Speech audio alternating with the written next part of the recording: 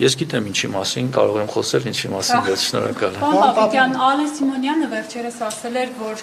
այսինքն կրկնել էր, որ Հայաստանի վերահսկողության տակ 110 քառակուսի կիլոմետր ադրբեջանական տարածքներ կան։ Դուք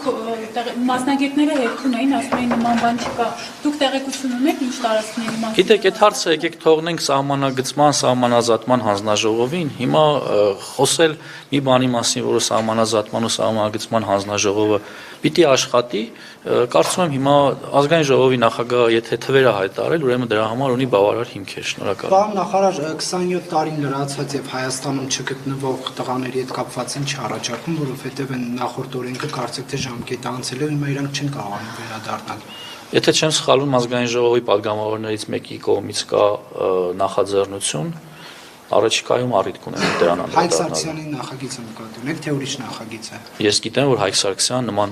նախաձեռնությամբ հանդես է գալու կամ եկել է ուղղակի չի ընդունվել եւ հիմա այդ մարտիկ չեն կարողանում Հայաստան վերադառնալ։ Ուրեմն նոր նախաձեռնությամբ հանդես կգա։ Պարոն Պապիկյան, դուք համաձայն եք,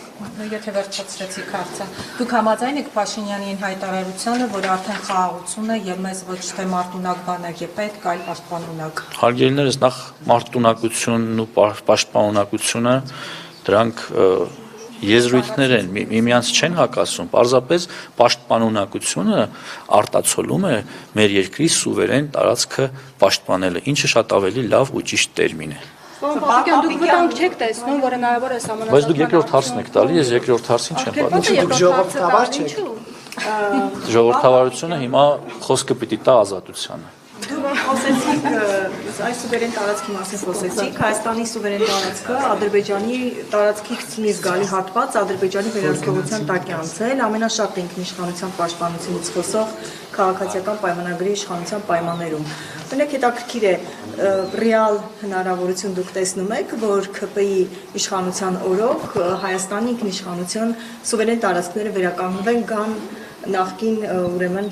դիրքին։ Իհարկե տեսնում։ Ինչով եք տեսնում, կարող եք մանրամասնել հասկանանք, որովհետև սահմանագծման եւ սահմանազատման հանձնաժողովի աշխատանքի միջոցով։ Շնորհակալ եմ։ վստահ եք, որ Հայաստանի Հարգելի գործընկերներ,